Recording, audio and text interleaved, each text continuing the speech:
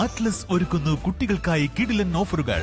School ബാഗുകൾ വാറന്റിയോട് കൂടി മാത്രം. 10 സ്കൂൾ കുട്ടികൾക്ക് നറുക്കെടുപ്പിലൂടെ 10 ടാറ്റ ന്യൂട്രോൺ സൈക്കിളുകൾ സമ്മാനമായി നേടാം. ഇനി കുട്ടികൾ മാസായി ക്ലാസ്സിലേക്ക്. Atlas fashion.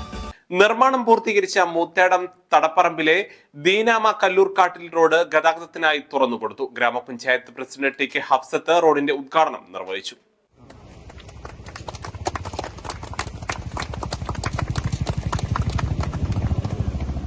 മഹാത്മാഗാന്ധി ദേശീയ ഗ്രാമീണ തൊഴിലുറപ്പ് പദ്ധതിയിൽ ഉൾപ്പെടുത്തിയാണ് റോഡ് കോൺക്രീറ്റ് ചെയ്ത് ഗതാഗത യോഗ്യമാക്കിയത്.